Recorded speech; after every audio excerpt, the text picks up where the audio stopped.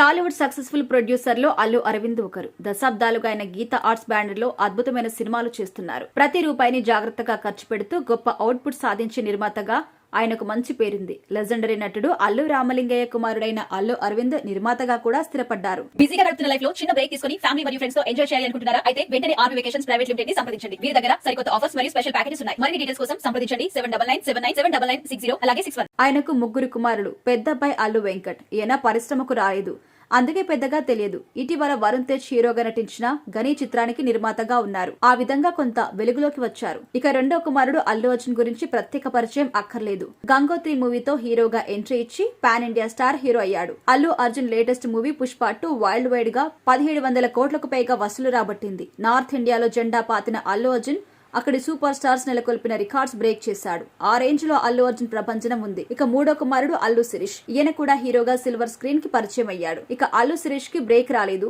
Fame రాబట్టలేకపోయాడు. Allu Sirish career లో struggles అవుతున్నాడు. ఇక అల్లు అరవింద్ కి ఈ ముగ్గురు కాకుండా మరో కుమారుడు కూడా ఉన్నారు. ఈ విషయం చాలా మందికి తెలియదు. అల్లు శిరీష్ ఒక ఇంటర్వ్యూలో ఈ విషయం బయటపెట్టారు. అల్లు శిరీష్ మాట్లాడుతూ అల్లు వెంకట్ అన్నయ్య తర్వాత అల్లు కిరణ్ పుట్టాడు. అయితే ఆయన 5 ఏళ్ల ప్రాయంలోనే ఒక ప్రమాదంలో కన్ను మూసారట. బాల్యంలో చనిపోవడం వల్ల అల్లు కిరణ్ గురించి కుటుంబ సభ్యులు ఎక్కడా ప్రస్తావించారట. కాబట్టి అల్లు అరవింద్ కు 4 కుమారులు కాగా ఒక అబ్బాయి బాల్యంలోనే కన్ను మూసారు. ఇటీవల అల్లు అర్జున్ అరెస్ట్ వివాదం అల్లు అరవింద్ ను కింద ఉక్కిరిబిక్కిరి చేసింది. సంధ్యా థియేటర్ తొక్కిసలాట ఘటనలో మహిళ మృతి చెందిన నేపథ్యంలో అల్లు అర్జున్ అరెస్ట్ అయ్యారు. ఒక రోజు జైలు జీవితం గడిపారు. అల్లు అర్జున్ అరెస్ట్ పై వ్యతిరేకత కూడా వ్యక్తమైంది.